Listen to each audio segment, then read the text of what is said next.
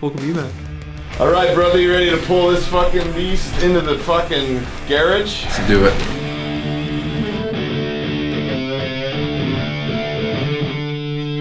That's great. That's a spicy meatball. It smells like pushed speakers out here. Yeah, you can smell. Like the rubber flexing. You can smell electronics working hard. That's amazing.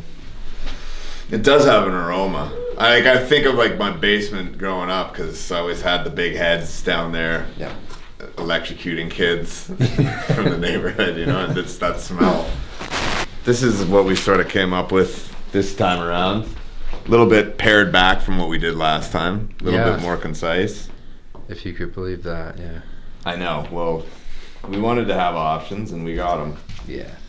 So absolutely. Just a bunch of different sort of classic stuff with some cool boutique-y type things. The Morris, that's Mike's kind of signature head. And then this thing, the Diesel, was a hero today. Yeah. My 800, Nick's 5150, and the JMP was a rental. No, it's mine. That's yours too? Yeah. We just started sort of tame and started to get, you know, sort of a full, powerful sound, like something that's moving air without a whole lot of hairy distortion on it.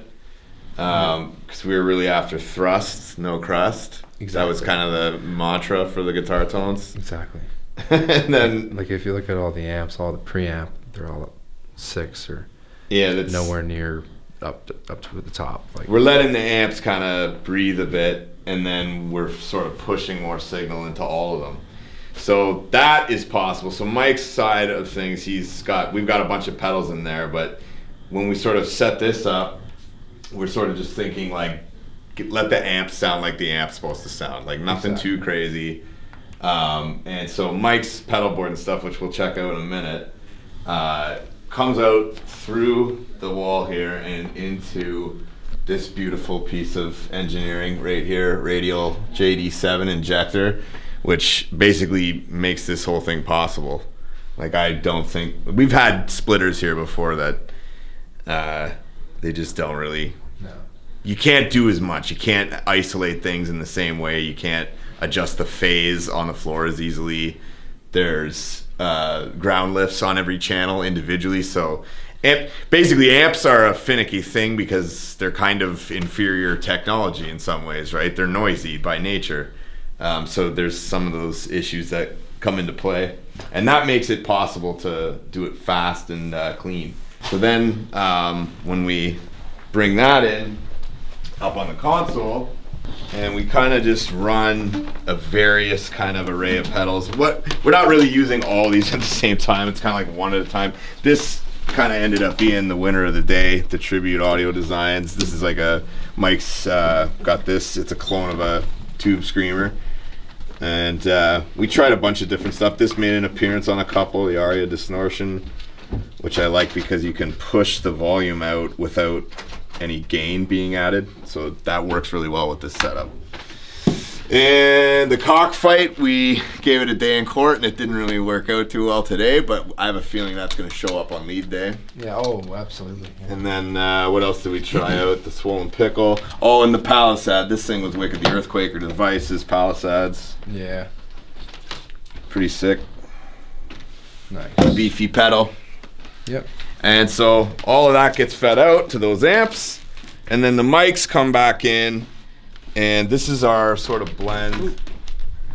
So we basically, you can see we've got the amps. We got 2 mics on some of them, and this is the blend we came up with.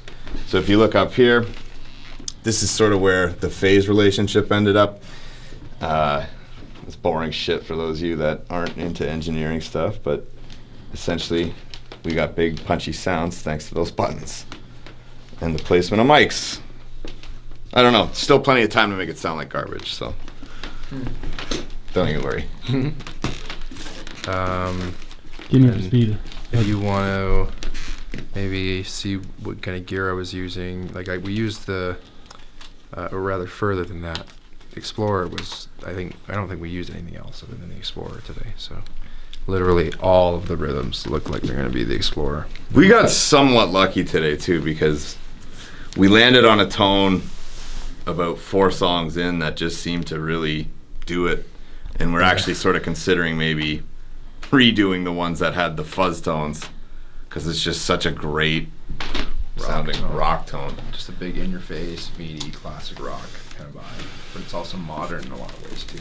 Yeah. So yeah. Oh, that was another thing actually on the entire chain. You know what? I'm not telling them.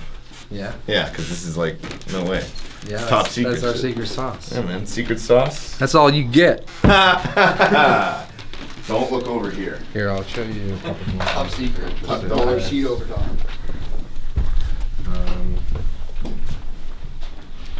JMP Marshall 1980 EO34 tubes rather than 606s, and the trainer has G12 H30s in it.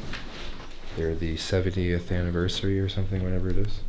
30 watts each, and so in a 412 that's 120, and with the 100 watt Marshall it just breaks up really nice when you push it, and so that's why we chose that. And then the 5150, that's Nick's, and not sure what's in there, but yeah, it's a 5150, and that sounded pretty cool. I don't think we actually ended up using that. 800, yeah, it's just a combo from the early 80s, and I think it's been modded to shit, so it's probably not a stock vibe. It's probably not like anything else. It's its own thing. Mainly what I wanted to talk about is the Morris, because this is like what I use live all the time, and like Glenn is really amazing at building amps and stuff, and so we've modded this thing to kind of sound like a few different things at once, and we've got it running through this Marshall cab with greenbacks in it.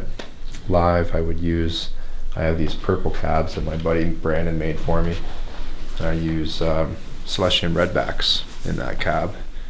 That's like a high powered greenback, and I find that just sounds good with this amp. So but for this recording with the 412, it just has a certain low end to it. It has a certain vibe to it, so that's why we went with that. So it's similar to what the amp is kind of voiced for with the greenbacks, but it has a bigger box, and so it's got more low end and stuff like that. And this thing, yeah, so we've railed it in terms of volume, just like everything else. The volume is really pushing itself and to get the tubes hot and fucking getting some tube saturation out of the power tubes rather than just the preamp tubes. It gives you more.